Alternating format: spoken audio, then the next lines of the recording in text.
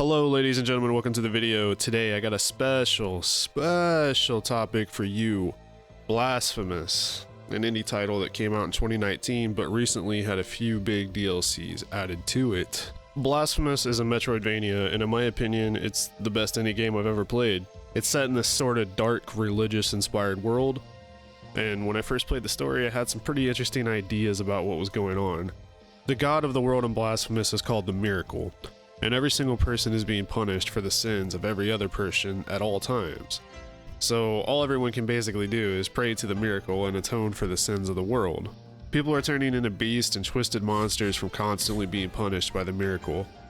Cool setting, but that isn't quite the whole story. The story of Blasphemous is told a lot like Dark Souls. The game has an incredible world building, and the narrative is told through reading item descriptions and cryptic dialogue from NPCs. So, after a few playthroughs I realized that my initial interpretation of Blasphemous was a little off. I won't spoil the actual story, but you play as the penitent one who has been excommunicated from the church for certain reasons. And your quest can have 3 different outcomes depending on what you do. Fortunately, the way they implemented DLC makes seeing all 3 endings pretty easy. After you get one ending, it reloads your save right before the last boss, so you can go back and tie up loose ends to get the other endings. You'll definitely want to do this. Blasphemous has very deep and rich lore. It also has incredible gameplay. The movement and platforming feels on par with any legendary Metroidvania, but the standout for me is the combat. This game by far has the best combat of any 2D action RPG that I've played. The parry mechanic is so well implemented and so satisfying to use. It's similar to Dark Souls where when you parry an attack, it stuns the enemy. But there's also situations where it works more like Sekiro, where you deflect multiple times in a row. It's not that difficult to do and it feels great. You also have an option to do what is called a righteous riposte. The timing on the riposte is pretty tight and hard to do, but you always get a basic riposte every time you parry anyway, so you basically have options.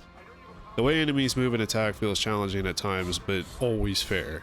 Which is important to me and one of the main reasons that I like Dark Souls. You know, it has this stigma of being hard but fair, and I think a lot of games lack in this category, to be honest with you.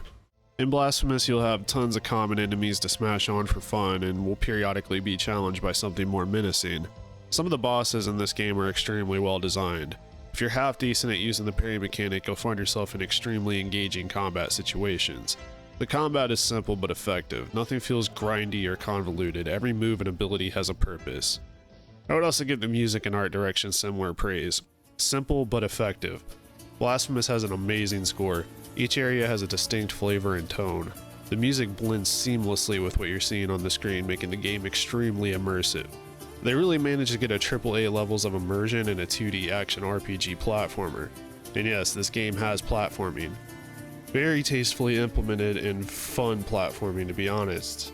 So after my first run, I decided to go back for the Platinum on PS4. I was hooked on this game. I knew I wanted the Plat, and I knew I wanted to make a video about the game.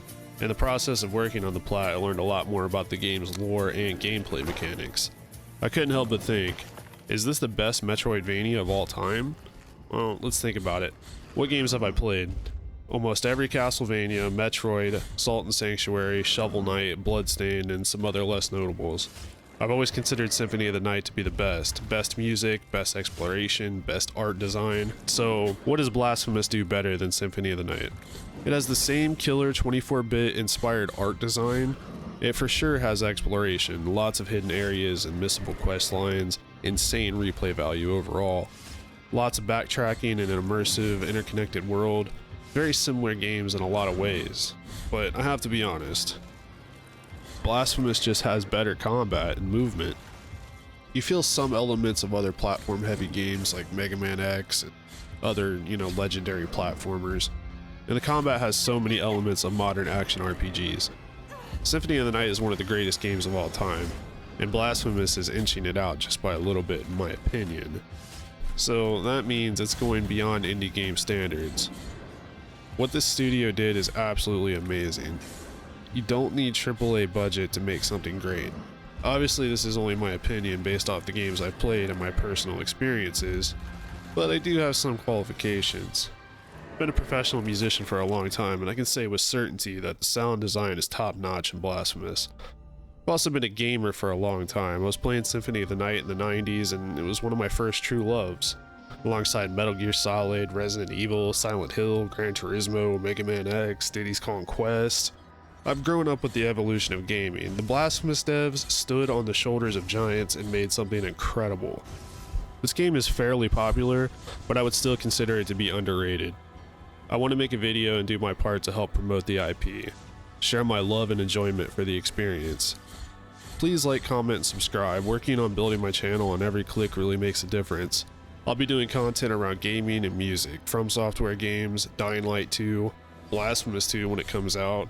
Oh, and before I forget, bonus section, heavy spoilers here if you haven't played the game. For the Platinum Trophy on PS4, there's a few missable quest lines and convoluted things that will affect getting 100%. I'll make a second video about it, but here's some tips. You need 100% map completion and 100% of the items for the completion trophy. There's 3 quests that can be failed, making your run unable to achieve 100%. Also, there's a trophy for beating all the original bosses without using a bile flask. If you're going for the C ending, it skips one of the major bosses. You can't get the trophy without fighting this boss. Also, there's another trophy where you need to make a guy jump off a roof. This ends this quest before you can get a certain item from him. So basically, don't try to go for multiple trophies in one run. You'll end up messing up the 100%. I recommend 4 runs. You just play the game and do what you want without worrying about trophies. This isn't an easy plat, so if that's your goal, go play Spider-Man or something. 2. Go for the 100%. Maybe use a reference guide and do a lot of research on the 3 missable quests. You'll need to go to Reddit and Steam for clear and direct information. 3.